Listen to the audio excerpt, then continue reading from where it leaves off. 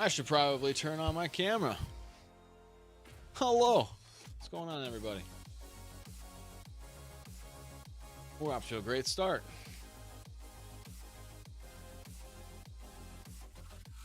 What is up, folks? Hello and welcome back. We got a live show today. We had a few days off. We were watching the trial. So, now we're back at it. For some reason, every live stream I do loses monetization right away. That's fun. So, we're off to a good start there, too. Talking to YouTube about it today, and they couldn't tell me anything that's going on. They don't know. They don't know why. I had one of my other streams get blocked, like private, like got set to private and locked, so I couldn't even touch it. And they had to fix that. Some weird stuff's going on. So I don't know. But hope you guys are all doing fantastic. We're gonna hang on for just a few minutes before we get started into today's topics. But yeah, hope we're doing well. I'm gonna check a couple things here.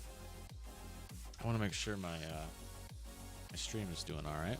I have a few different kind of settings, and I just want to take a peek.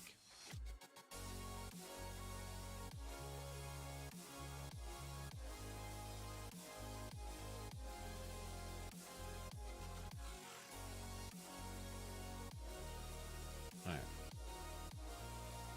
around a little bit, make sure everything's working. All right.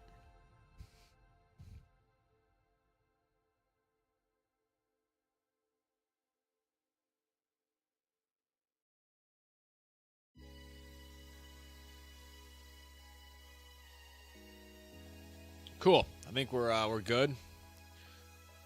As good as we're gonna be.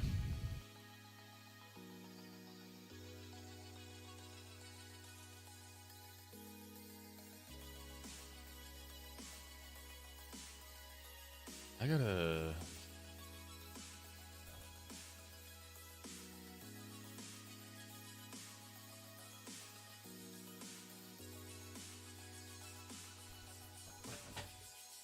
All right.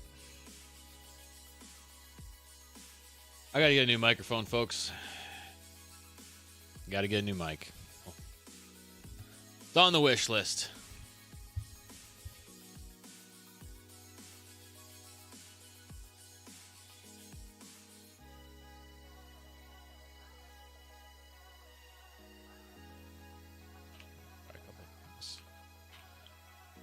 Let's try a couple things.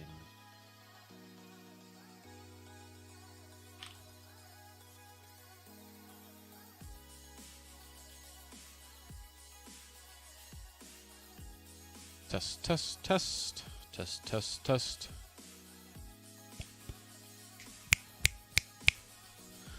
All right.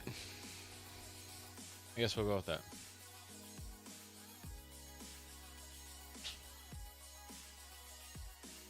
Sorry, guys. There we go. We should be good. Just wanted to get a few audio things worked out.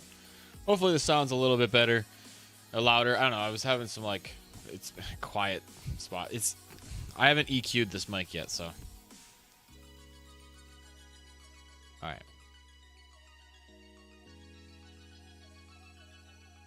All right.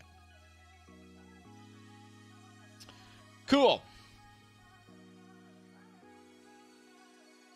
So how are we all doing today, guys? Chat. Welcome. How are we all doing?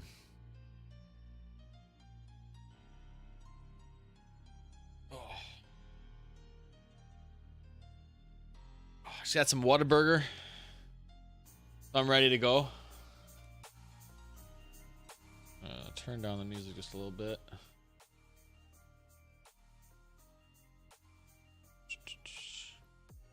All right, we got 3 topics today.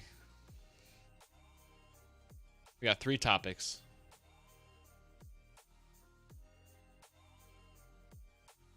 Gotta make sure I record this too. All right, we got that good. Nice hat, thank you. Minnesota Twins, baby. Let's go. Let's go. Welcome back, Duke. So yeah, live show today. We got 3 topics. Last live show we did was good. It was fun.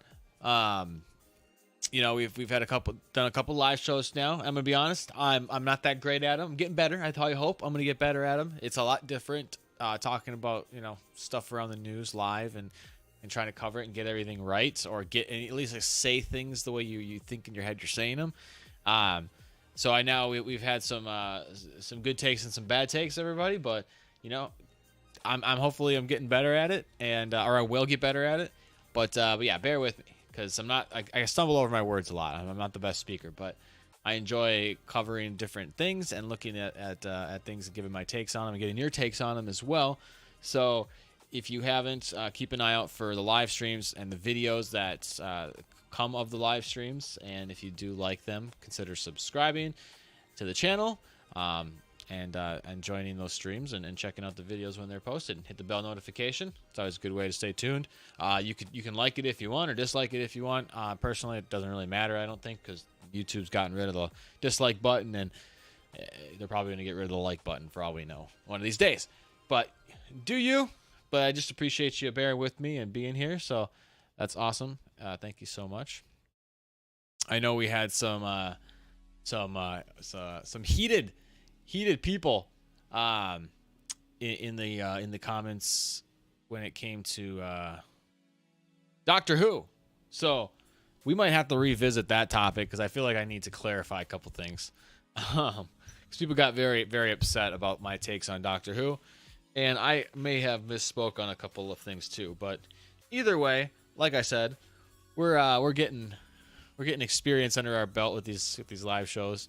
And if you haven't, keep an eye out for when I do this live streams for the Depp trial. So right now we got Johnny Depp Amber Heard trial going on. Just finished for the week yesterday, I think. So they only did like Monday through Thursday this week. They had a week off before that, but we've been kind of covering that. So we've been doing streams during the week, kind of like replaying the trial for the day. We're watching it later in the day. That way I can kind of skip through some of the downtime and the boring bits. But that's been fun. We do a little chess and some coding and doing some other fun things during the stream and have a chat. So yeah, if you're watching this in the future, keep an eye out for when we do go live. I appreciate it. And if you're here now, one of the two people here now, thanks for being here. Appreciate you. But yeah, so a couple of topics today. Let's see. Do I want to even bring them up now? Maybe we'll just get into them. You guys know by the title what they already are. So how I think I'm going to kind of structure these little live shows, just to make it a little bit easier on me from the get-go. And maybe this will help with, I don't know. I'm going to experiment. Again, I'm new to this. But I think I'm going to wait to read chat until the very end. So once I start getting into the topics, I'm going to just kind of put chat away. And then once I get through everything, I'm going to pull chat up. I'm going to go through and read everything, because we usually don't get enough viewers in the live stream to have to worry about like a lot of chat that I'm missing. So I usually can like read the whole thing when it's all done. And I think that's a better way to do it, rather than getting like distracted by chat, like mid talking points, or mid discussing an article or whatever it is. It makes it a little bit easier for like video content stuff, but who knows, we might experiment with it and whatever. But yeah, because I think we had a live show where people got really upset about some of the stuff I was saying, and they were just in chat like freaking out about it, and that was kind of distracting. And in the moment, I had no problem addressing it later. It's just in the moment as I was trying to like focus on what I was doing. So we're learning, folks. But yeah, let's see. We've been streaming now for a little bit. We've got a few minutes yet. Let's give it a couple minutes. Tell you what, I'm gonna go. I forgot to grab my coffee, so we need that quick. I'll be right back. I'm gonna grab my coffee, get a couple things situated, and we'll get into today's show.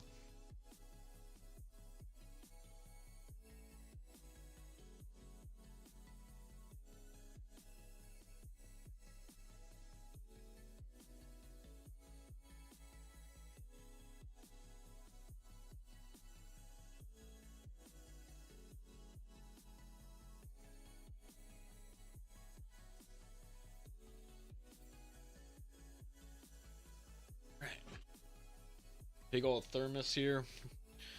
Ready to rock. Get a couple sips in. Get ready for this. Because I have a feeling I'm going to get some controversial takes from this one. But that's what we're here for.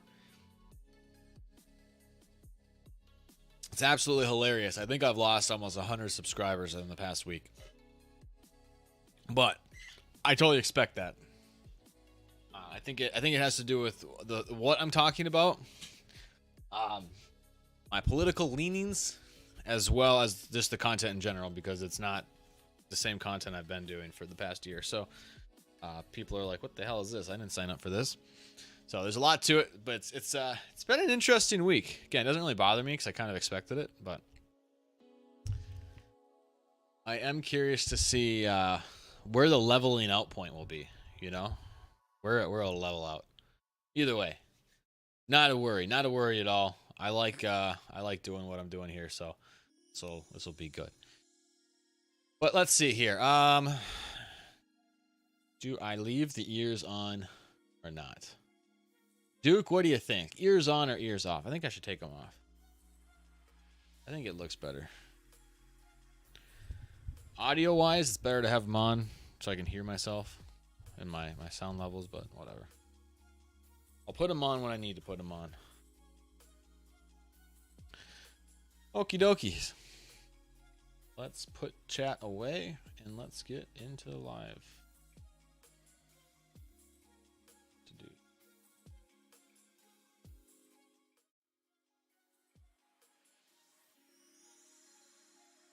All right. This is the screen I was looking at. And we will get going. Cool. Hello. All right, so our first topic of today, we have BLM Incorporated on the agenda. Now, I haven't talked about this a lot on my channel because I just don't want the drama, to be honest with you. But I am not a huge fan of this organization, this movement. Some of you may know that, but I'm going to call it BLM Incorporated because it is a corporation. It is definitely a company. They take in large donations. They are now a nonprofit, and it's just kind of starting to come out recently. It's kind of been talked about in the past, but it's coming out recently where all this money is going, right? So these guys, the BLM Incorporated, it's kind of led by a few select people. These select people have admitted to being openly like Marxists and having their own very again, publicly open political agenda as far as what they want to see with the country. Very Marxist viewpoint. They used to be on their website as one of their like key things that they want to see change, along with was it destructuring the nuclear family or something along those lines. It was a while ago. They took it down. But either way, they've been very open and public about their motives and things like that. BLM as the organization, as the company. Now, I'm not going to get into the actual movement. I think there's a lot wrong with the movement, and there's a lot of... The movement is one of the reasons I actually left Minnesota, the Minneapolis areas, because of how the movement was handling some of the things there. But we can get into that either later or a different time. What I want to talk about today is really the money, where the money is going from this organization, all the money that this organization has raised. And it's starting to kind of come out because they have, well, a few years ago now, they have to start disclosing their tax filings or their tax returns because they are a charity. Before that, I believe from 2014 here, let me try and find it, because I have a few of these articles just kind of talking about a couple different things where some of the money, where some of the money is going. But there was one thing talking about, I think it's actually in here. Let's see.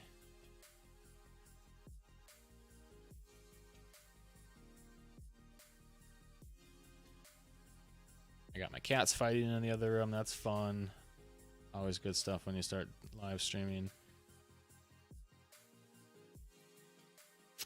Let me just try to find this. Anyway, it doesn't really matter the exact number. There was, I believe it was 2014 or 2015 when, here, hold on one second. I have to get these animals under control.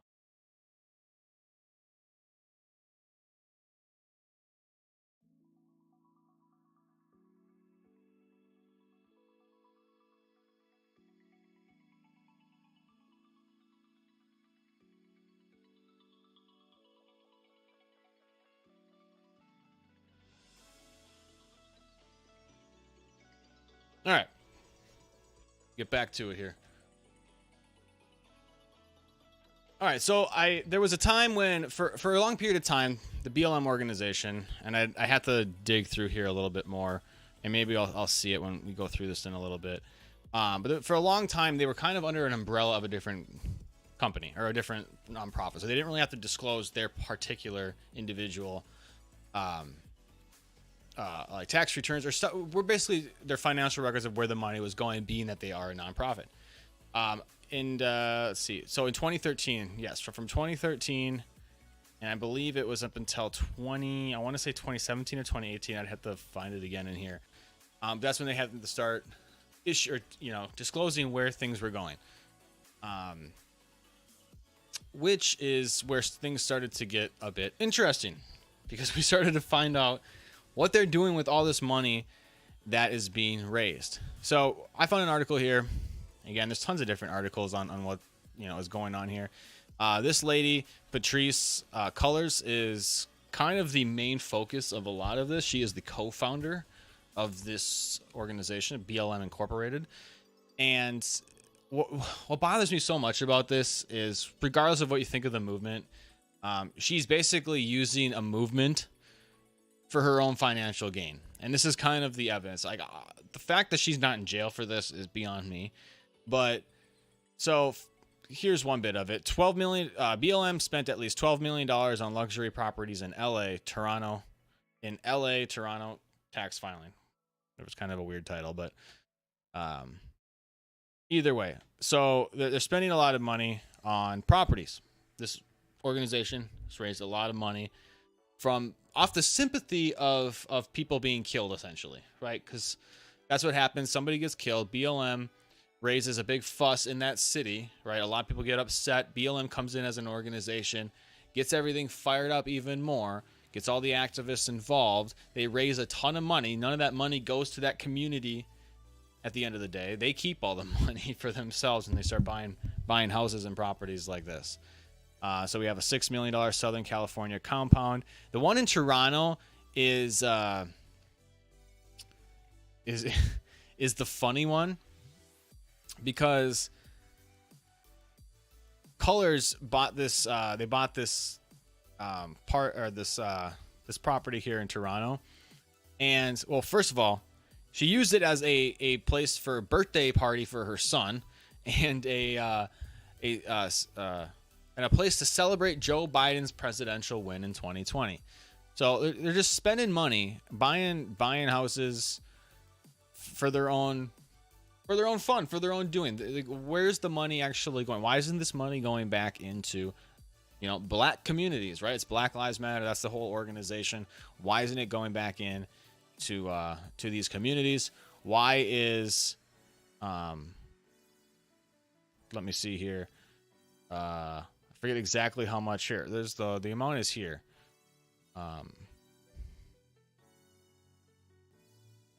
Okay, so in 2020 alone, they raised $90 million. Okay, they specified that they committed $21.7 million in grant funding to BLM chapters. So that's just different chapters of BLM around the country, both official and unofficial, and other Black-led organizations. So they gave $21.7 million away to other Black organizations. We don't know what they're using the money for, but BLM, this oligarchy, this big giant fucking corporation, distributed that much of the money. Remaining balance for 2021 was over $60 million. They still had over $60 million of raised money that they don't, like, what are they doing with it? Right? And this is what really is bothersome to me. Black Lives Matter is still receiving fundraising, although its initial upsurge last June may have slowed down a bit. The foundation said that individual donations in 2020 averaged $30.76, and more than 10% are reoccurring donations. So they're still actively taking in donations. They're only giving, what is this, about like 25% roughly of it to black organizations, official and unofficial is what it's saying, black-led organizations or BLM chapters. What are they doing with the money? Where is this money actually going? Let's see here. So, for example, we have, you guys know the story with Michael Brown. This is what Michael Brown Sr. had to say. So this would be, I guess, his father, as it relates to Black Lives Matter in the community and what's happened. He says, "I just feel like all of these organizations that were made for someone had lost their loved one, and they see that these parents are coming up with organizations already."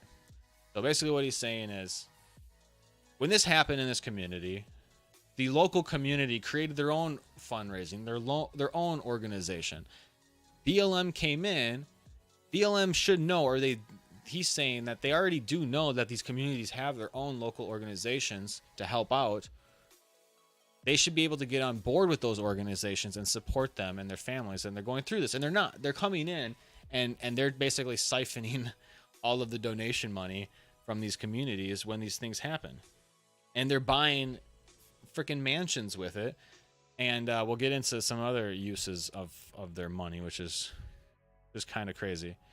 So what's interesting too is this Patrisse Cullors, the co-founder, she has recently stepped down as co-founder. I'm not sure what she's doing now, but I wouldn't be surprised if she gets in some real hot water for a lot of the questionable spending and uses of this donation money. Again, they're a non-profit. We got to keep that in mind. This is a non-profit, or at least they claim to be a non-profit. You can't just go buying properties for birthday parties for yourself and your son. And also, we'll get into this mansion. I said there's a little bit more to this here. So they bought this mansion for $6.3 million. Black Lives Matter Global Foundation Network transferred millions of dollars to M4BJ to buy the mansion for equivalent of $6.3 million. So the BLM Incorporated is basically transferring money to another organization, which then buys these properties. At least that's what I understand from this.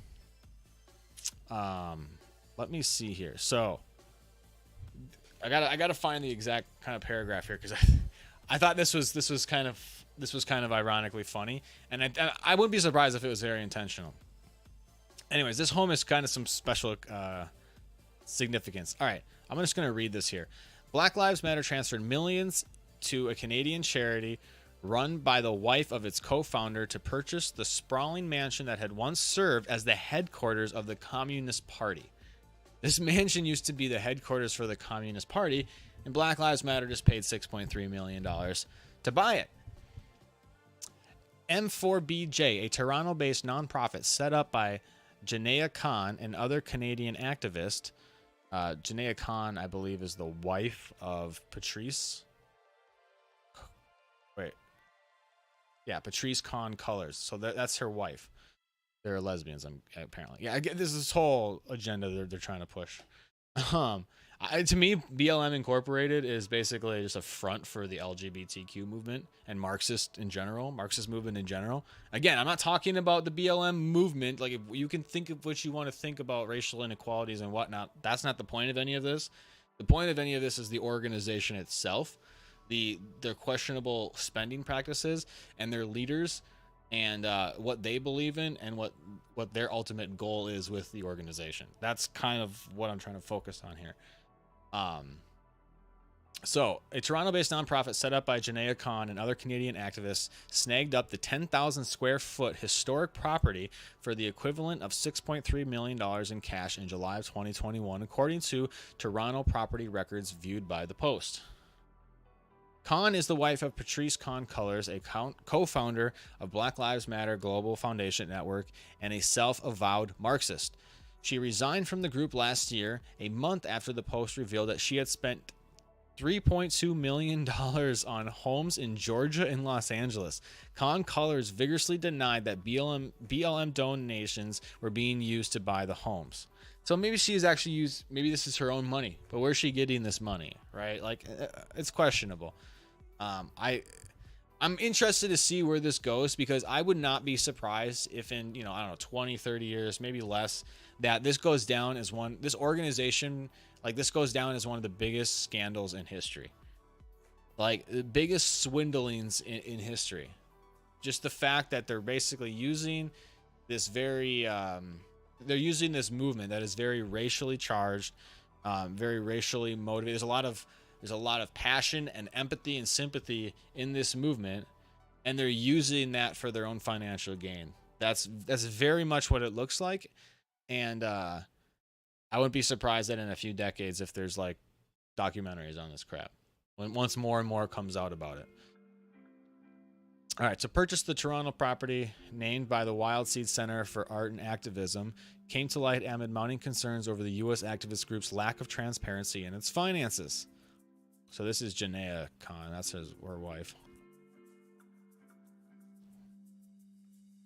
All right, for BLM Canada to take money from BLM Global Network for a building without consulting the community was unethical, tweeted Sarah Jama earlier this month. For BLM Canada to refuse to answer questions from young black organizers goes against the spirit of the movement building.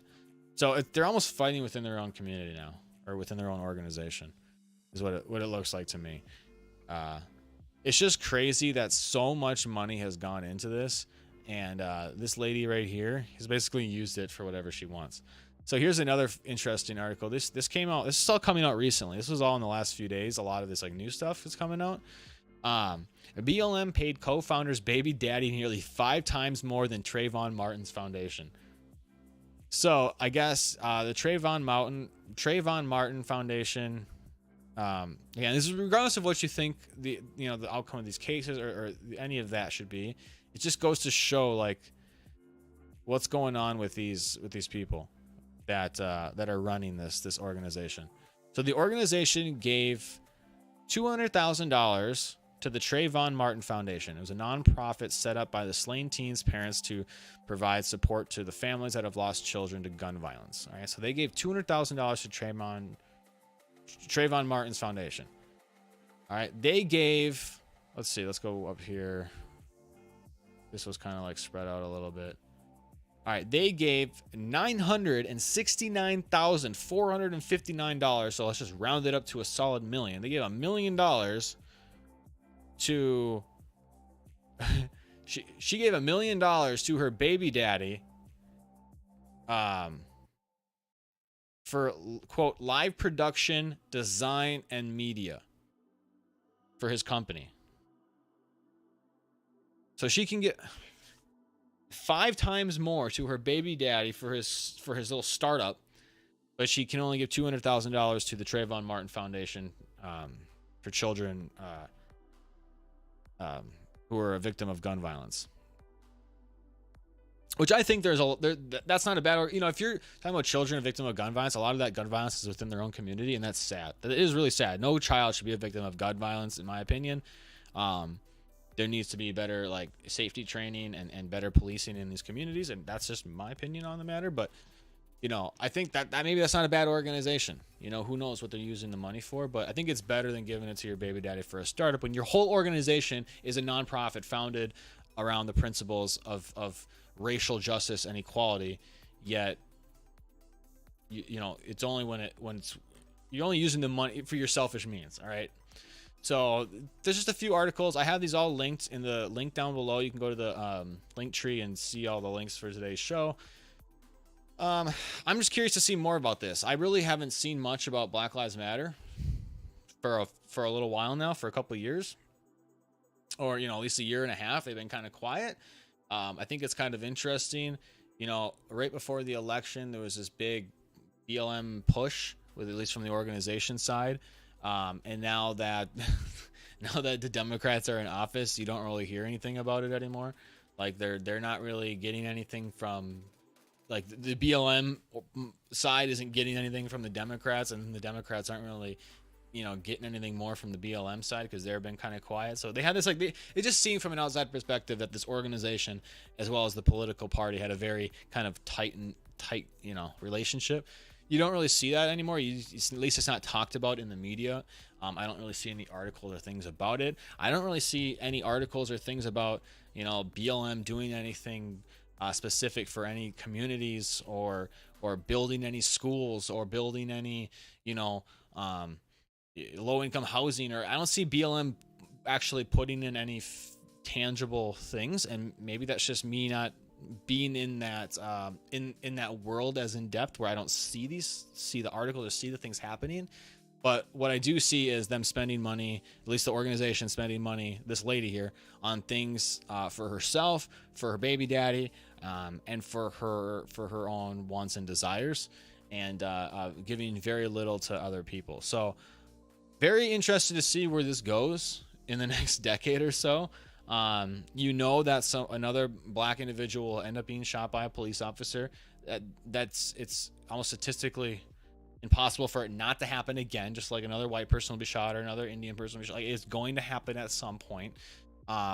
So is the organization going to be as loud and you know, in the streets as they have been in the past 5 years, or are they going to be, you know, go into hiding for a little while and reemerge again? Like, I'm kind of curious to see where this all goes, given the little bit of financial heat that they're in now, that these financial records are kind of starting to come out, and even within their own organization, within their different chapters, are being called into question on their practices. So kind of a interesting thing here. And maybe I'll just go over to this. Maybe I'll just, in between topics, I'll chat a little bit, and because we got a couple people watching, we can chat about each topic afterwards, and then I'll go into the next thing.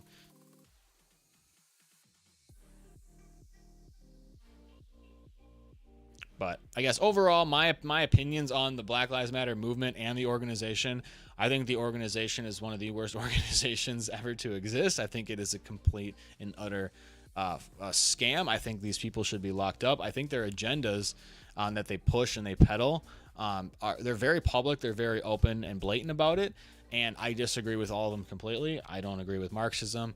I don't agree with a lot of the socialism kind of aspect on what they push. Now, that's a different debate, but I don't care for the organizations. I think they're shady. I think the people that run these things are very greedy, very shady. I don't think they actually care about Black lives. Hot take. I think they care about their own public image. They care about their own lives and their agenda more than actual people in these impoverished communities and actually helping. I think they care a lot more about their fancy lifestyle and their messaging. And as far as the movement, I think the movement, I used to be on board with the movement a while ago, like probably, I don't know, 5-6 years ago. But after watching them literally destroy their own communities, I can't anymore. And I forgot to show you this. I'm going to show you guys some video footage. This is why I left Minneapolis. This is why I left Minnesota. I shouldn't say the main reason. It was one of many reasons.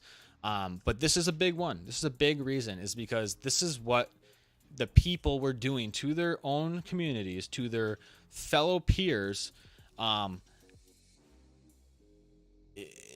in search of some justice. It was truly kind of sickening, if you ask me, but we'll watch this here.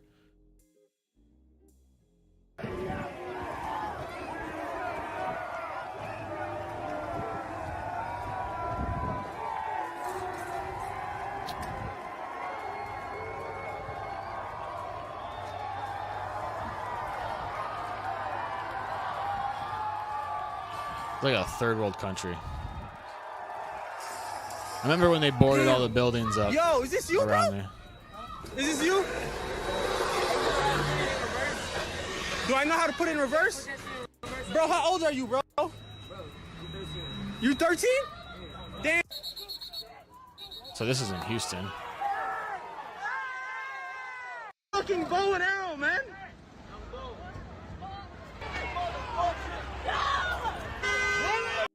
So it was mostly just that beginning part with the streets like this here. It's just, this is what it was like.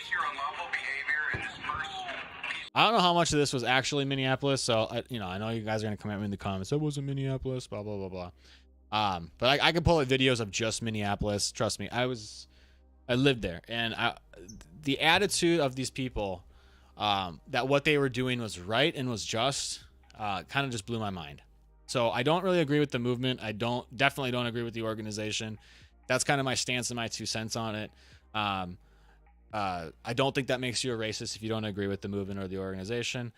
I don't, it's just that's just my opinions on it. I don't see any logic behind what they're doing, and I definitely don't see any logic behind this organization and what they're doing. I think they're a bunch of frauds. I think there's a lot better ways to help black communities, and I think that they actually really do need help. I think this is an issue that needs to be addressed. And it's not just black community. I think it's more poor communities, but a lot of these poor communities tend to have a lot of black people in them, right? But it doesn't mean there's not white people who aren't in the same position as this, or Mexican people or whoever, right? It's everybody, because it's America. But I definitely do think there's these types of communities in these areas that do need help and do need to be addressed. And I don't think that what this organization is pushing and what the movement is pushing is the answer. And I don't think that's the right answer. I don't think it's going to actually help. That's my opinion.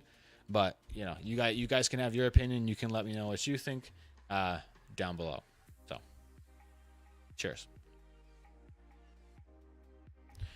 All right, so now I'll get to chat. I forgot I wanted to show that video, just a little bit of it, and just give my little last 2 cents in there. She's ripping off her own people in the name of equality.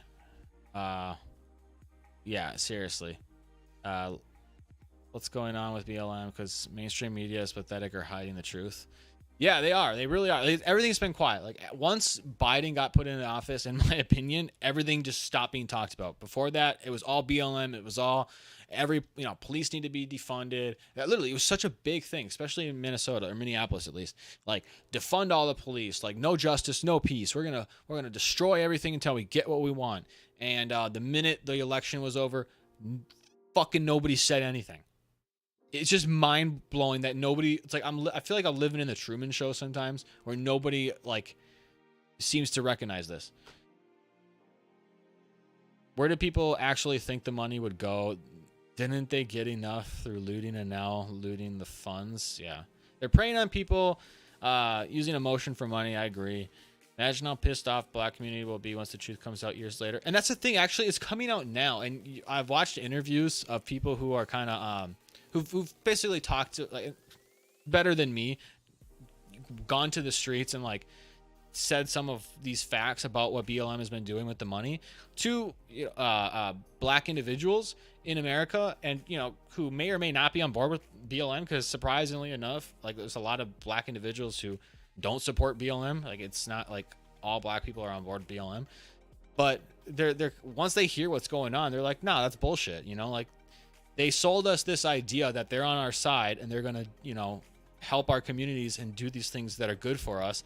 And then once they got all their money and reputation, they just dipped out. That's literally what happened. George Soros funds BLM. I wouldn't doubt it. And I don't know enough about all that crap to get into it, but I just started seeing more of these articles lately about some of the, because now again they're having to reveal where some of this money is going, because they used to be, I can't find it, I don't know where it was, but I was reading this before I started the stream because I had a few articles on it, and they used to be under another organization, and so they themselves didn't actually have to show where the money from. There was an umbrella, so the umbrella, that organization had to show where they were putting all their money and doing all their stuff with it, but the individual pieces of that umbrella didn't necessarily have to. At least that's how it read. But now that they're their own full-fledged 501c3, and maybe that's what I need to find, is that because it was right before the 501c3 little bit. They were talking about how now they have to start disclosing what they're doing with everything, and that's where all these things are coming out now, of where all this spending is going. Okay, like this right here. The organization paid $841,000 to Colors Protection. She has her own protection agency. She paid herself almost $1 million.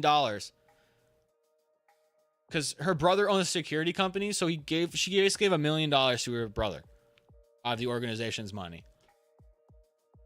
She probably hired him for security for their stuff, but like, it's very. Here's the thing is, and I guess you could look at this two ways, right? You could be like, well, she's trying to help the black community, right? Because she's trying to give money to another black individual. He has his own security company.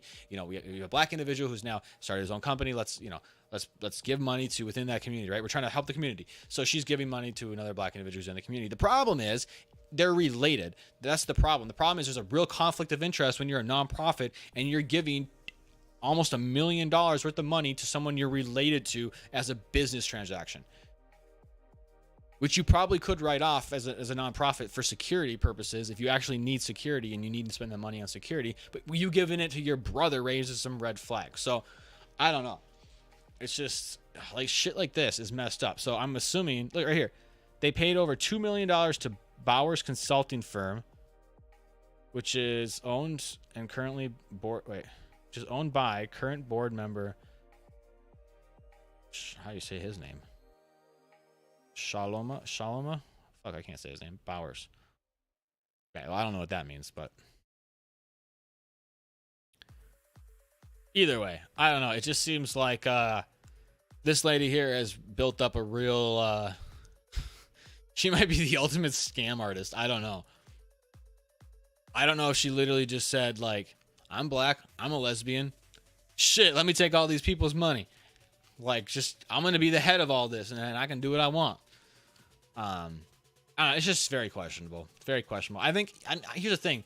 I think you can find this stuff very questionable, even if you are 100% on board with BLM. If you're one of them, like, you know, like straight up defund the police, fuck 12 kind of people, like that, you're one of those guys, this should still upset you. I'm just saying. Like, this is, to me, this is kind of bipartisan, right? It should be. It really should be. Like, the fact that they're arguing about this within their own chapters is, I don't know. It'll be interesting to see where this goes in the coming future. Why don't the black community go to her place of residence and ask her in person? Would the media cover that? I'm sure the media will cover it, but I don't think the black community is going to do it. I think there's still too many people. I think the vast majority of the BLM people are still supportive of her. And because you got to understand, like, the far left, and this is what this is. This is the far left. Like, they have adopted the far left, the BLM. If they've snuck in with them, or they are them. I don't know, one of the two. But the thing with them is, it's like this weird cult where it's like loyalty above everything, right? Like, it doesn't, they could literally go out and do the most heinous things, probably to black people, and the loyalists are not going to say anything. That's what's crazy. Like, I honestly think the far left is so like ideologically like brainwashed that they will follow people off a cliff. Like the far left, not like moderate people, like normal people, but like a lot of like the crazy BLM, the crazy Antifa people, like the super far left wingers that are like full on socialist, defund everything and fucking, you know, no borders kind of people. They make no sense. It's just loyalty above all, like to your ideals. So I don't know. I have no idea. And the thing is, a lot of the BLM stuff, like, you'd be surprised how a lot of it was like white people, like white women, fucking white women in their 20s. Unreal. I think like probably 40% of BLM is white women in their 20s on the street side, like on the protest side. Fucking A. I tell you, it's nuts. It's nuts.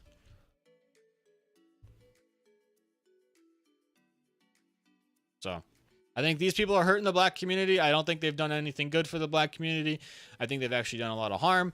I think they've caused a lot of racial divide in our country and around the world. And I'm not a fan. So that's my 2 cents. All right. Let's get a sip of water and then we will move on to something a little, well, actually, it might be just as controversial now that I'm thinking about it, but it shouldn't be. We'll move on in a minute, though.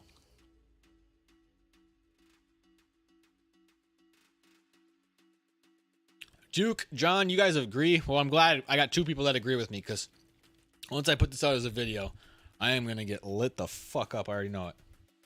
But I don't care, because that's how I feel. That's my opinions, and I'm sticking to it. Standing my goddamn ground.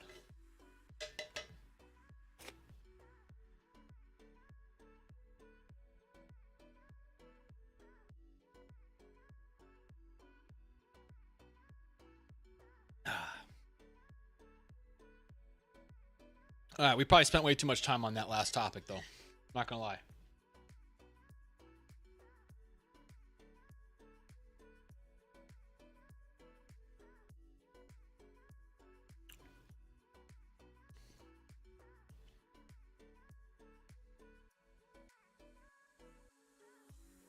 Hold on.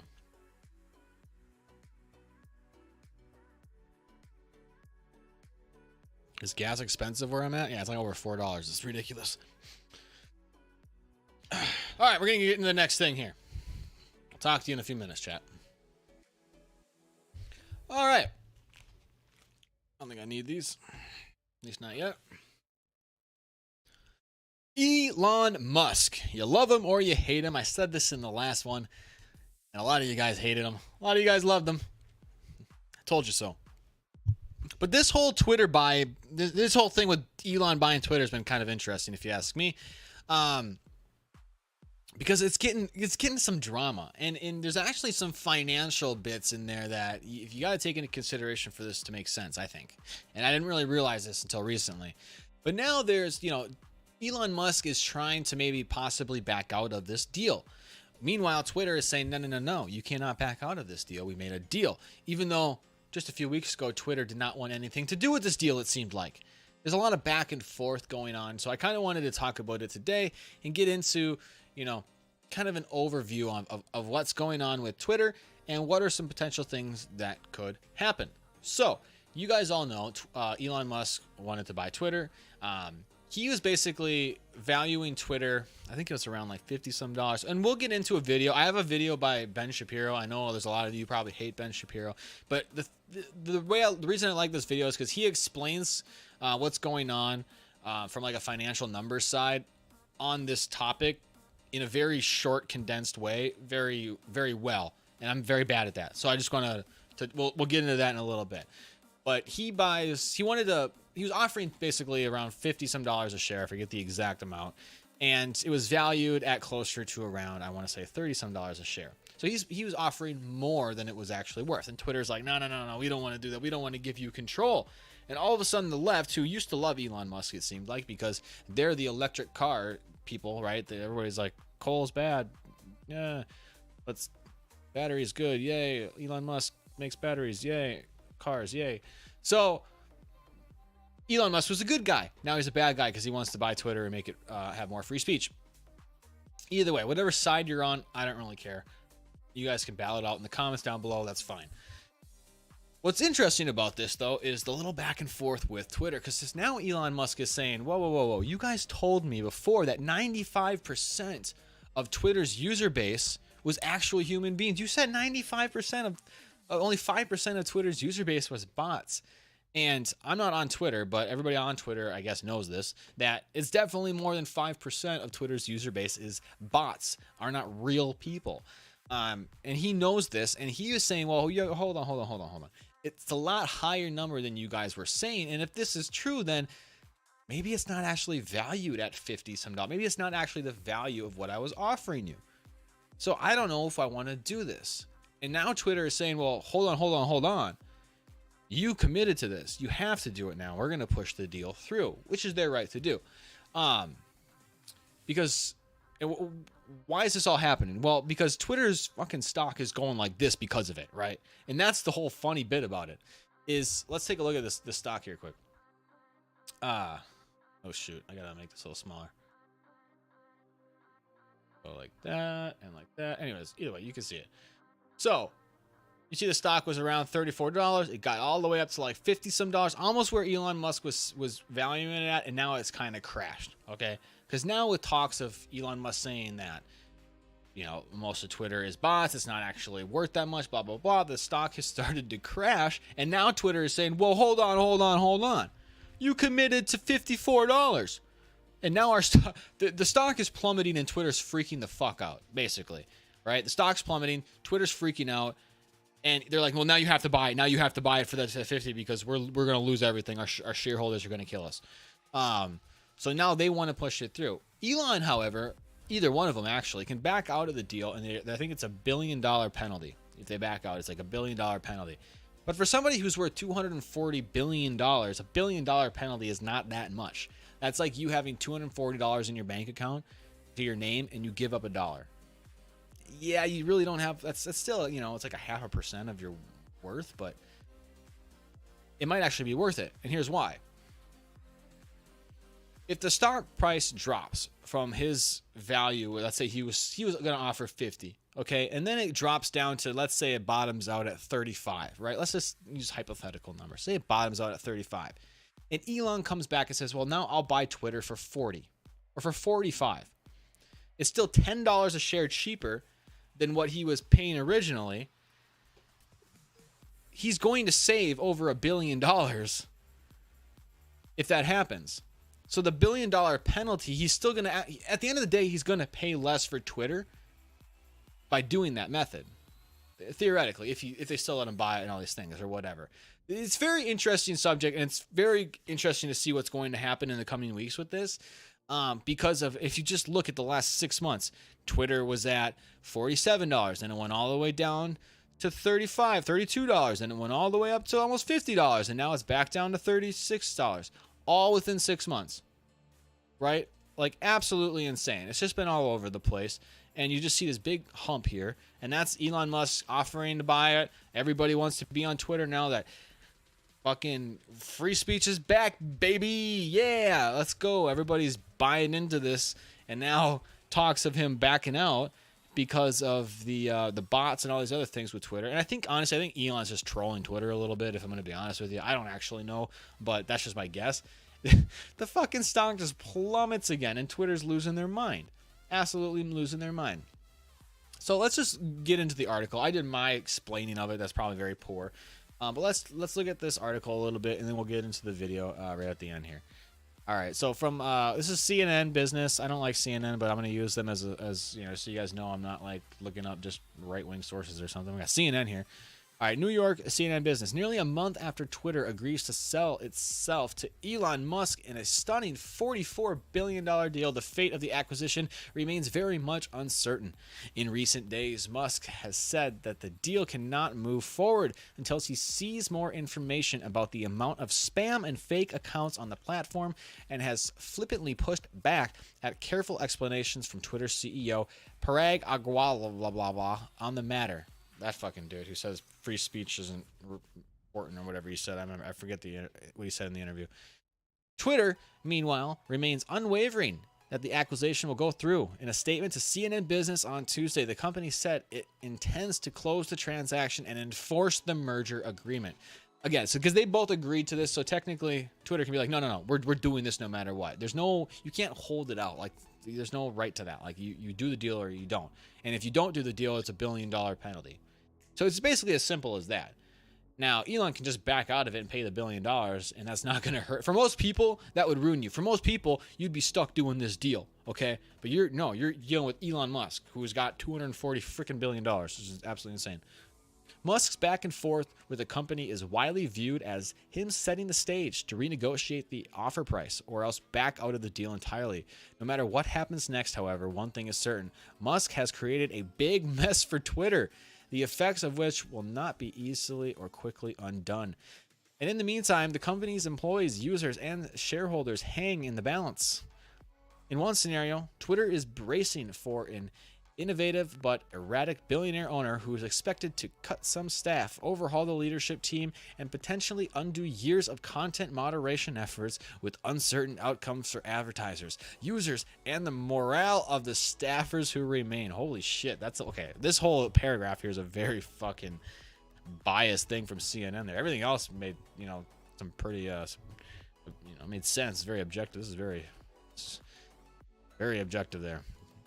In another scenario, Twitter faces the prospect of a prolonged legal battle with the world's richest man if he tries to back out of the deal, not to mention the possibility of other acquirers coming out of the woodwork.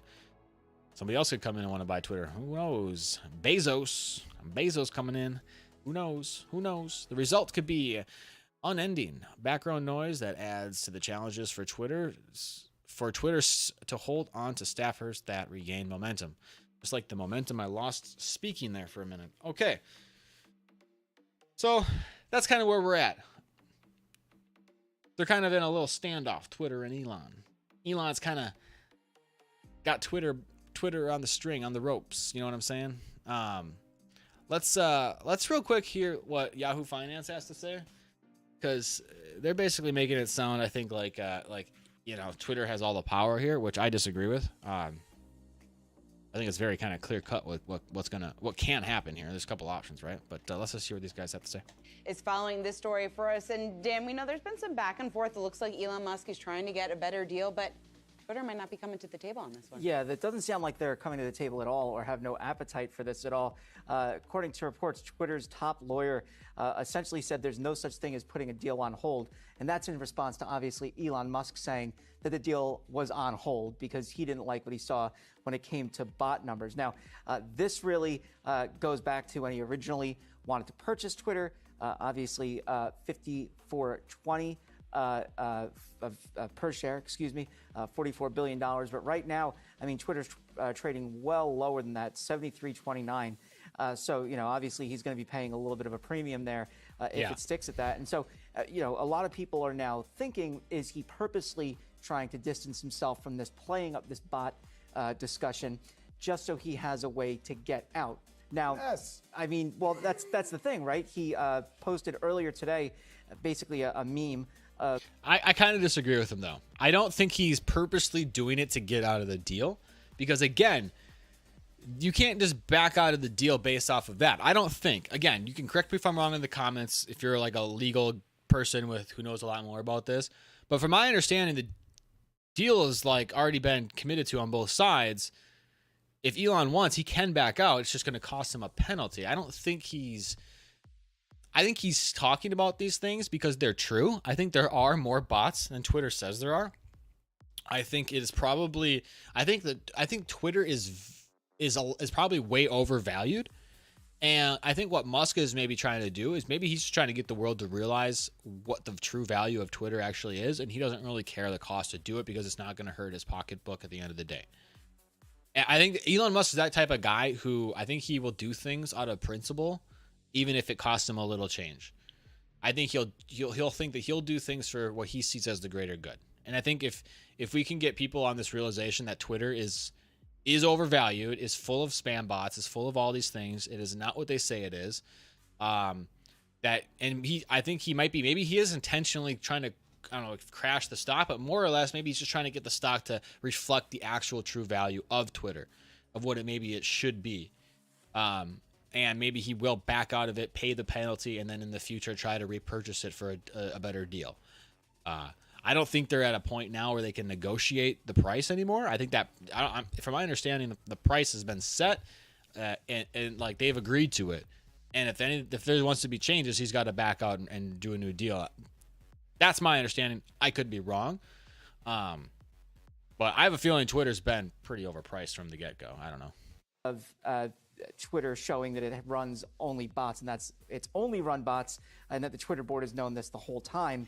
I mean, look, it really comes down to whether guys. Or not, Twitter wants to go ahead and try to sue. I don't think he thinks that's all bots. To get out of this. They could do that. That could be a long process, or they could both break it off. If Elon breaks it off, he's going to pay $1 billion. If Twitter breaks it off, they're going to pay $1 billion. So either way, someone's going to lose money here. And you got to wonder how Twitter employees feel at this point, because their lives are basically in limbo until they find out who's going to be their next boss and then what that means for the company going forward. Now, I will say, I think this whole, like, what's going to happen to the Twitter employees, I don't know. I want to say that that might be a little overhyped. I could be wrong, but I don't expect Elon just to go in there and wipe out half the staff kind of thing. I feel like most people, when new ownership comes about in a company, if they plan to keep the company. Like, not a lot actually changes. I remember I worked for a company and they got bought out. Like, the whole company got bought out. It was a big coffee company, coffee roasting company. And I remember we were all the staff, we were all freaking out, like, what's going to happen to us? Are we going to get fired? Or, all this shit. Nothing happened. Like, they still wanted to make coffee. They bought out the company, not to get rid of it, but just to keep it running. And it just changed owners. That's all that happened. And I think that's all maybe a lot of the time. I don't see Twitter just being gone. I guess is my point. So I don't know if this whole the lives of the Twitter employees, it all hangs in limbo, and what's going to happen to them. And I think that's a little overhyped, but that's just me, maybe. 10 billion already trimmed off their market cap. It was at $50 a share when Elon started making this move, and to your point, it's at 37 now. Let's get back to the heart of the matter, which is, at least Elon says, is about the bot. So he clearly is just a man with cold feet. Wouldn't this just be done in an hour in a conversation? Parag Agrawal is a very smart man. Elon said yesterday he thinks it's 20%. He's urging the SEC to investigate. Couldn't this have been done on a phone call, and how do we not have a definitive answer? Well, according to Twitter, that 5% or less than 5% of users is accurate. That's accurate according to what they've done. They say they use automated processes to check as well as humans to check. So, all right, let me know, guys, down below. Those of you who are on Twitter, because again, I'm not. Do you think it is more than 5% or less than 5% of Twitter are fake accounts or bots? All right, do you think 95% of all the users on Twitter are actual real people, or do you think it's less than 95%? Let me know down below, because what Yahoo Finance is kind of agreeing with, he thinks, well, I shouldn't say agreeing with. It's a little, let me take that back. What he is saying is that Twitter has doubled down and saying, no. We've used humans and AI to check, and it is actually less than 5%. And Elon saying, well, I want that investigated because I think it's closer to 20. These guys, I think, are kind of siding more with Twitter. But from what I hear from the Twitter people who use it is that it's definitely more than 5%. I don't know. I don't use Twitter, but you guys will have to let me know down below. That's what Parag Agrawal was saying over the weekend when he was tweeting, and Elon Musk, or rather Monday when he was tweeting, and then Elon Musk firing back saying that that's not true. He wanted to look at the information. Agrawal basically said, look, we can't put that information out publicly. That's our private stuff, and you're not common response. The owner of the company yet, at least. So, it really does come down to what that number is. That some seems pretty researchers have said it can be as high as 20%. 13.7% was a number from an Israeli company. That was their guess. Elon has said, well, God knows it could be 90%. So obviously, exaggerating there. But I don't know if they'll get an actual number anytime soon outside of him purchasing the company. And it seems that Twitter is going to hold his feet to the fire and say, you wanted this fight, and now you got it, so we're going to stick you to it. Wow. See, I think that's a good point. I think that's probably what'll happen. I think it is funny, though, this far guy on the left, I think he's pretty clueless. I think he thinks that Elon has got cold feet and he's backing out. I think Elon Musk is seriously like big IQ here, big brain in this. I honestly think he's big brain in this. I think Elon, for $1 billion, is willing to crash Twitter stock to the price he thinks it fucking should be at, even if he's never going to buy the company. I think he's that type of person who will do it out of principle. The same way he was ready to build a bunch of tunnels underground in California just so he didn't have to sit in traffic. I'm just saying, Elon to me comes off as that type of person. I think he's a lot smarter than this guy is giving him credit for. I think that a lot of this is intentional. I think it is. And I could be completely wrong. This is me speculating. I don't know. But yeah, and here's the thing too. I think if Elon loses $1 billion, what does that matter to him? It really is. It's kind of a drop in the bucket at the end of the day, especially if he can get a better deal on the company. But even if he never buys it and he ends up just getting hit with $1 billion fine or whatever it is, at the end of the day, he just paid $1 billion to fucking ruin Twitter. I mean, worth it? I don't know. You got to tell me. But this is what I wanted to get to. It's a short little bit here by Ben Shapiro, everybody's absolute freaking favorite. I really do like Ben Shapiro. I think I don't agree with everything he says. I agree with a lot of stuff he says, but I think he's very, very good at. He's the type of person I kind of like idolize as far as speaking, right? As far as being able to convey your opinions or your message, being able to talk clear and concise and debate and all these things. Like he's regardless of if you like him or not, you got to admit he's pretty good at that. So let's just listen to what he has to say on the Elon Twitter thing. Great irony has now arrived in the form of Twitter trying to force Elon Musk into keeping his end of the deal. So Elon Musk announced yesterday or a couple of days ago that he might not go through with the Twitter buyout. He announced this because it was pretty obvious that he was overpaying. I mean, frankly, it looks like a bargaining position. And he had said he was going to pay $54.20 per share. And then he had Twitter over a barrel because, again, Twitter is currently valued at like $38 a share. And so he had them over a barrel because the minute he says he's not buying it at $54.20, the bottom falls out of the price. And that's precisely what you have been seeing over the course of the last couple of months. And if you look at the price for Twitter shares, as of May 5th, it was $50.36, right? Close to his buyout price. If you look at the Twitter shares yesterday, it over the course of the last couple of days, it dumped from $45 on May 12th down to $37 on May 16th. And that is because he's now in complete control of the Twitter stock price. He says that he may cancel the deal because there may be too many automated accounts, too many bots on Twitter. And so what he's paying for is actually just a bunch of bots. Now, Musk had this very funny clip yesterday where he was talking to an audience about this, and here's what he had to say. The number of real, unique humans that you see making comments on a daily basis on Twitter is above 95%. That is what they're claiming. Does anyone have that experience? Exactly. I mean, is that a laugh track or is that like actual people? I don't know. Okay, so everybody knows, of course, that Twitter has a ton of bots on it, a lot of fake accounts on Twitter. Everybody knows this. He is saying that you've been reporting to the SEC over and over that you have like 5% of your accounts are fake or bots, and actually it's way higher than that. Now, what he's really attempting to do here is cudgel the price down on his buyout offer. And he has the power to do this because even if he walks away from the deal, the punishment is basically like $1 billion. But to Elon Musk is worth $240 billion. What does he care? He pays the $1 billion breakup fee. And for that threat, he may get to lower the price of Twitter from, say, $44 billion to like $37 or $38 billion. In a tweet on Tuesday, Musk said, quote, 20% fake spam accounts, 4 times what Twitter claims, could be much higher. My offer was based on Twitter's SEC filings being accurate. Said yesterday, Twitter's CEO publicly refused to show proof of 5%. This deal cannot move forward until he does. According to one professor who follows this sort of stuff over at Boston College, Brian Quinn, he says clear that Musk is trying to walk away from the deal or at least to cudgel the price down. He says that this doesn't make sense because not only has Twitter disclosed the uncertainty of its estimates for years, the company gave him the opportunity to engage in due diligence and kick the tires and look around. Musk did not take up that offer. Twitter declined to comment. But Musk is really playing with them. You know what I think, too, could happen? What also could happen, too, is Twitter bends the knee. Because right now, they're kind of not. They're kind of playing hardball with each other. Like, Twitter's like, no. We're not backing down on our price. We're not doing any of that shit. And in fact, you agree to this deal, so we're going to hold your feet to the fire and make you follow through with it. And Elon kind of has the advantage in the sense that it's like, fine, I'll back out. I don't care about taking the penalty. At the end of the day, Twitter's going to lose. They're going to lose big if they force the deal to go through and Elon backs out. Twitter's going to lose big. Or Twitter could come down in their price and maybe Elon would stop, complaining about all these different things and he would just buy it.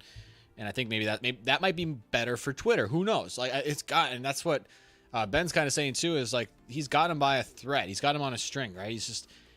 I think Elon really holds all the power in this deal because, well, at the end of the day, he's got more money than Twitter, and he's kind of in control of their stock price, which is funny as hell, even though he doesn't own the company. Now, yesterday, he spent a lot of the day in a Twitter back and forth with Parag Agrawal, who's the current CEO. Agrawal posted a series of tweets explaining the company's efforts to fight bots, and Musk responded with a poop emoji. He's like, Elon Musk is like the nerdy version of Trump, I swear to God, on Twitter. It's freaking hilarious. So all of this is to say that Musk really, really, really has them by the short hairs here. I mean, they really have trouble here. Twitter is now trying to enforce the merger, according to Axios. So we went from Twitter desperately did not want Musk to buy them to Twitter desperately wants Musk to buy them now because their stock is in free fall. Yeah, pretty much. Twitter's board said on Tuesday it plans to close the transaction and enforce the merger between Musk and Twitter, according to the New York Times. Twitter's board said in a statement to the Times, quote, "The board and Musk agreed to a transaction at $54.20 per share. We believe this agreement is in the best interest of our shareholders. We intend to close the transaction and enforce the merger agreement." Twitter's board urged shareholders in a regulatory filing on Tuesday to vote in favor of the deal. Musk does have a contractual obligation to buy Twitter at the agreed price, but he could also just pay that $1 billion fine and then walk away. So, again, it looks more like Musk is just messing around with the price here because he's got Twitter over a barrel and that he's really concerned that deeply over the fake users. Meanwhile, maybe what he's really worried about is the fact he's going to take over a company where everybody hates his guts. So Veritas, Project Veritas, they came out with some audio I didn't think of that. That could and be video true too. of a Twitter engineer basically openly acknowledging they hate Elon Musk and that they censor people they don't like. This is interesting. I forgot about this bit. I don't know if he openly says he hates Elon Musk, but he does talk about how they Twitter really only censors the right and not the left, and because they do that because the right is more willing to like be less, like they can't censor the left because the left will lose their fucking shit, is what they're saying. They say, and we'll listen to it, let you hear it, but the left is so intolerable that they can't censor them. That's why they only censor the right. Ideologically, it does not make sense, like, because we're actually censoring the right, not the left. Because everyone on the right wing will be like, bro, it's okay to say, just gotta tolerate it. The left will be like, no, I'm not gonna tolerate it. I need it censored, or else I'm not gonna be intolerant. So it does serve the right. It's true, there is a bias. That is what it is today. Right, so in other words, the right is tolerant of the left is intolerant of the right, so we censor the right in order to create balance. Pretty amazing stuff there from Project Veritas. Again, they're not journalists. The only real journalists are the people who just carry around a drool bucket for Joe Biden. Who's got two thumbs? He's got to throw the Joe Biden bit in there. It's Ben Shapiro. Hilarious. Yeah, that's Twitter for you. That's the Twitter stock, up and down like the roller coaster. Let me know down below what you think is going to happen to the stock price with this buyout. Do you think Elon's actually going to buy? I might have to do a poll on my YouTube channel. Do we think Elon's actually going to go through, or is he going to take the $1 billion penalty? Is Twitter going to lower their price? There's a lot of things that could happen. And again, this isn't to get into whether you like Elon Musk as a person or not. I think it's just kind of a funny situation that's going on right now with him and Twitter. Because again, I don't use Twitter, so I don't really have a hand in this fight. I really don't care either way because I don't use the platform. But it is kind of fun to watch, and I think Elon's kind of big brain in this more than a lot of these journalists and newscasters give him credit for. But let me know what you think down below. All right. We got one more topic, guys. This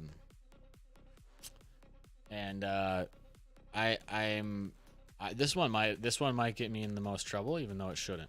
I'm gonna try and be good, guys. I'm gonna try and be good. But yeah, let's get into some chat before we move on to the next thing. All right, where did I leave off?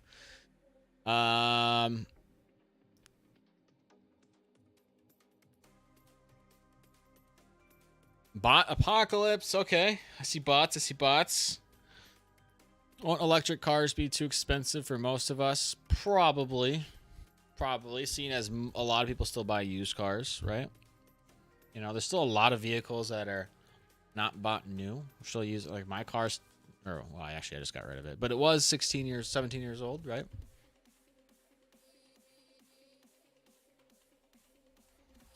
You heard Musk will vote Republican next election. Yeah, he did actually talk about that, and I think I might do another video on that. Maybe I'll do that as another topic. But yeah, he basically said the Democrats have gotten too fucking out of hand.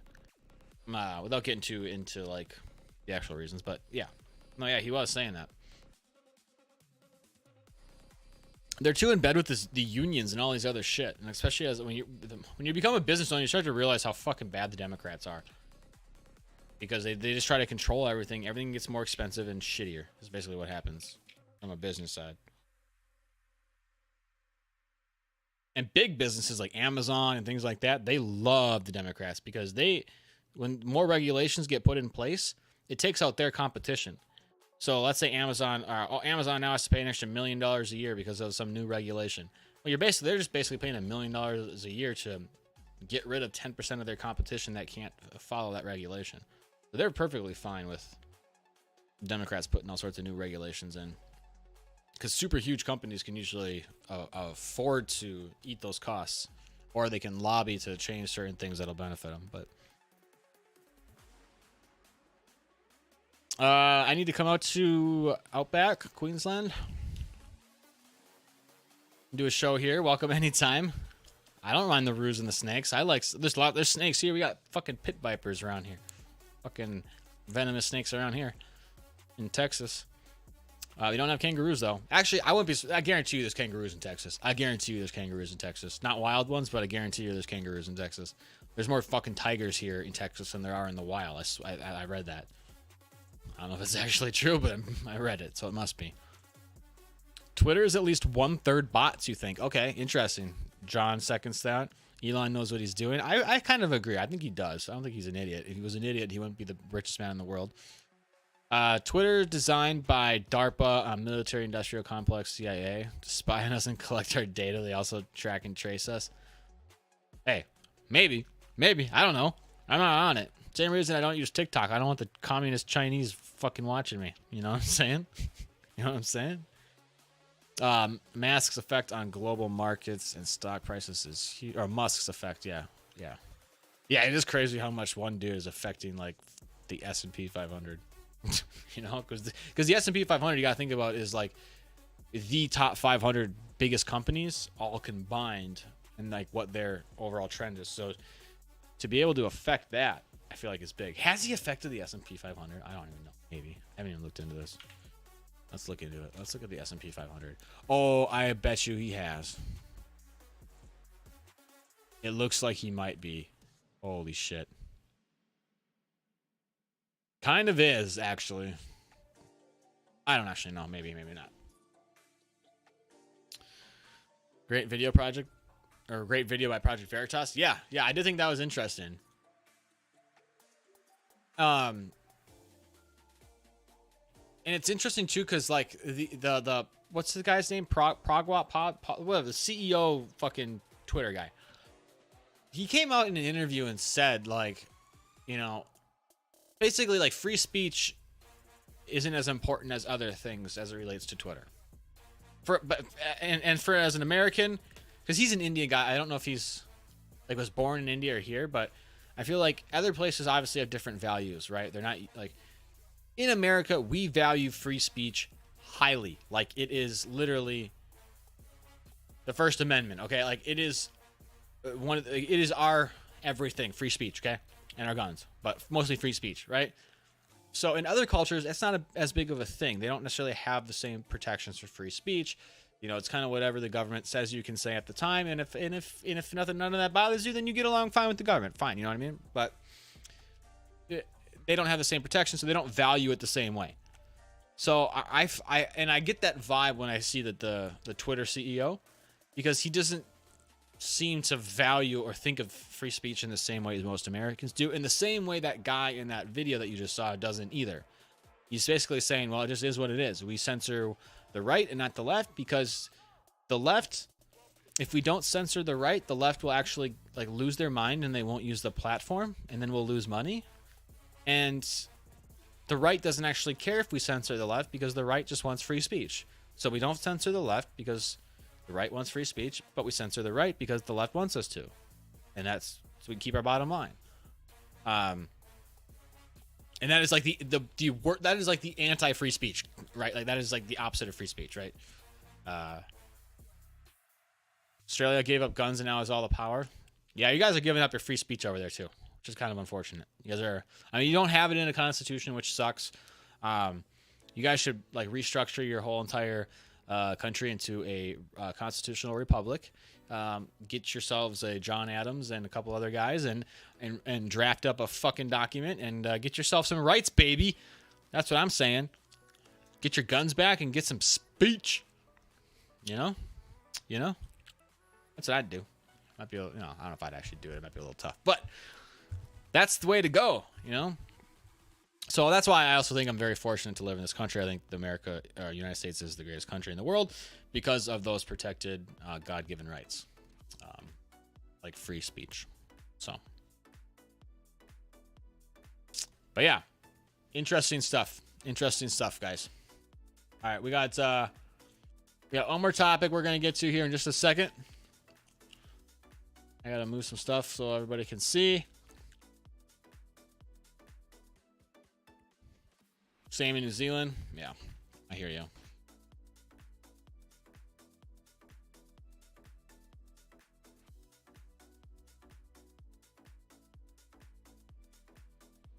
I'm trying to quit vaping, guys, so I'm chewing this nicotine gum all the fucking time now, and yeah.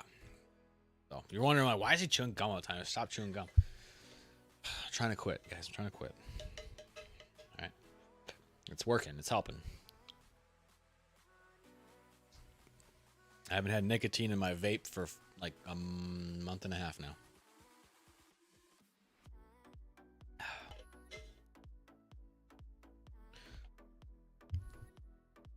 All right, we're going to get chat out of the way.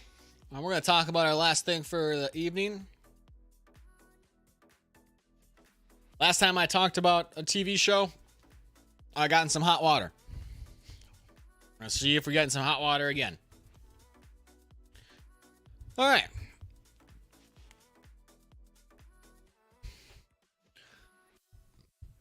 She-Hulk. The She-Hulk, the big green machine, the jolly green lady, whatever you want to call her. We have a new show, folks, the She-Hulk. Okay. Now, I understand the She-Hulk. Well, first, I think the name's stupid. Okay, I'm not going to lie. I think the name's stupid. I understand this was a comic in the 80s, and that was the original name. I get it. I still think it was stupid. If I was born in the 70s, I would have thought this was a stupid name. Can't you think of a better name? Whatever. I digress. That's irrelevant.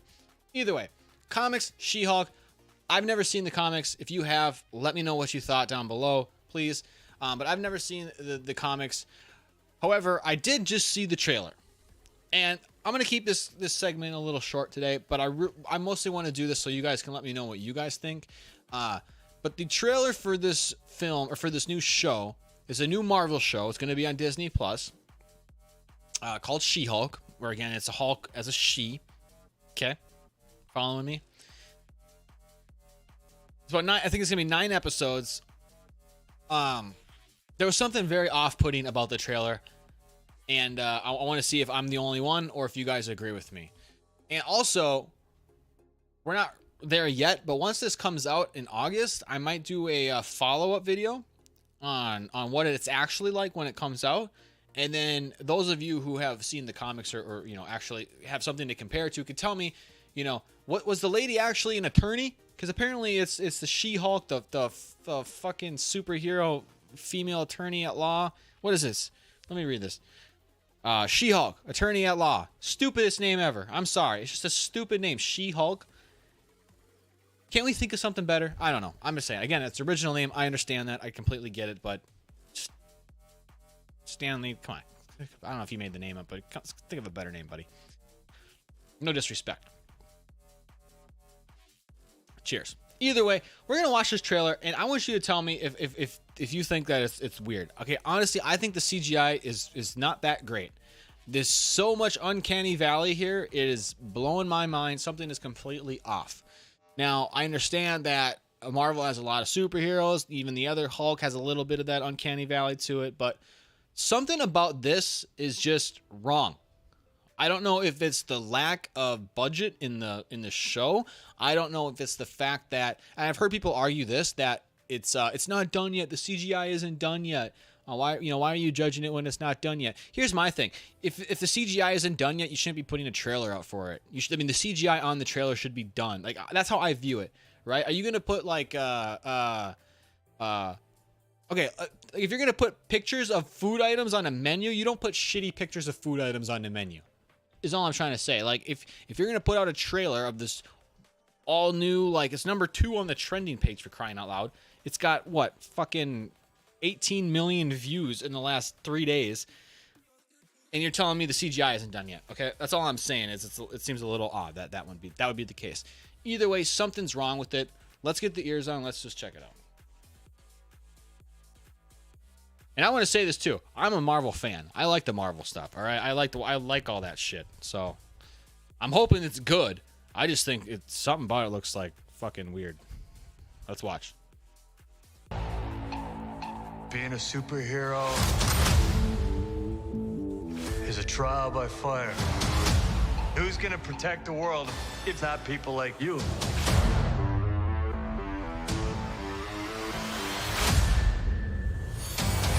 I'm Jennifer Walters. I'm a lawyer. I have great friends. Can we get some shots, please? It's an emergency. A demanding job. We just started a superhuman law division, and I want you to be the face of it. Superhuman law And division. a frustrating family. Cause you didn't ask for this, but you still gotta deal with it. Your transformations are triggered by anger and fear. Those are like the baseline of any woman just existing. Oh. Bruce, kind of feels like if I don't transform, I'm gonna die. Yes, yes, yes. No, no. I just want to be a normal, anonymous lawyer. Can you tell us where She-Hulk is? Jen, you're a story now. I don't know, man. Your ass looks Like this. crazy right now. You could be an Avenger. Oh, I'm not a superhero. That is for billionaires and narcissists and adult orphans for some reason.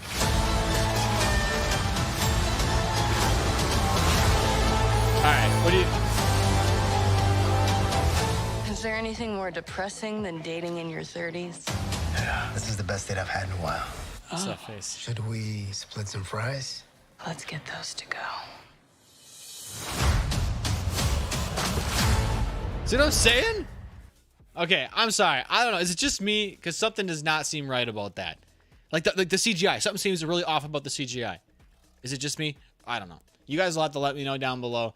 But yeah, I'm sorry, but it just seems like Shrek. Okay, that's all I'm thinking of. The first time I saw this, all I could think of was Shrek, like 2002 or whatever it was. Shrek. It gave me the exact same thought as I did when I was fucking 11 years old and I saw the Shrek trailer. I don't know. That's just me. You guys let me know what you think. I like Marvel stuff, so don't get all at me in the comments for you don't like Marvel. I like Marvel shit, okay?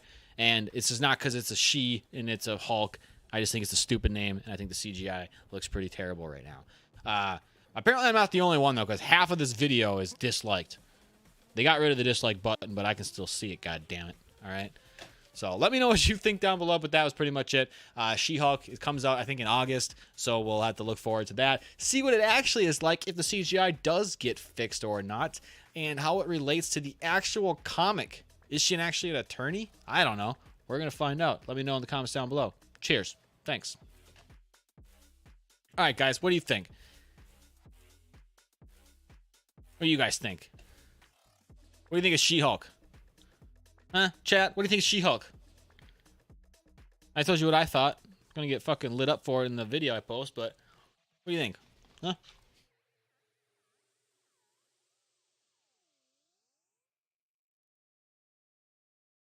I don't know. Something about the CGI was fucking weird to me. Reminded me of fucking Shrek, I tell you. And it's not a knock on the actual story or anything. Like, it could be good. It's just it's a Disney Plus film or show. Like, how? Come on, Disney. Like, Disney has gotten. Here's the thing. A sidebar from this show. Disney has gotten so woke that I wonder if it's costing them quality. I honestly, because there have literally been representatives inside of Disney saying they want Disney to have oh fuck, I have to look that up. I want to say it was at least 50% of all of their content be LGBTQ content, whatever. They said some shit like that. Some representative inside of Disney. I wonder if their fucking trajectory, their focus on being this inclusive fucking company and all this fucking weird crap that it's costing them actual, like, are they, like, I guess my question is, are they hiring all fucking, you know, like, are they only hiring queer software developers or, you know, whatever? And that's why it's all going to shit? Not because queers are bad at it, but because there's only so many people doing the job, right? Like, are they not hiring the best people for the job? They're hiring the most diverse people is my question. Because I want the best person for the job, right? And I guess that was my whole argument with the whole Doctor Who thing, too, where everybody got you mad at me, was like, I don't really care if he's gay or if he's black or whatever. I want the best person for the job. I don't want them to put that person in there just because they check some boxes, right? I want the best person for the job. Now, for the She-Hulk, I think she's probably a good actor. I'm not questioning the actress or anything like that. I'm just wondering, Disney as a company, like, they just seem to be kind of falling in quality a little bit, no? Is that just me? Like, I thought Moon Knight was pretty good, I guess. I don't know. Moon Knight was all right. Right? You everybody see Moon Knight? I thought that was okay. It was pretty good. I don't know. I just, for being a Disney show, you have a certain type of expectation, I guess. That's my only thing. You have a certain type of expectation of quality when a name like Disney is associated with it, and to see that fucking garbage with the She-Hulk was a little disappointing. That's all. That's all I'm saying. That's all I'm saying. I don't know. But maybe that's just me. That could just be me.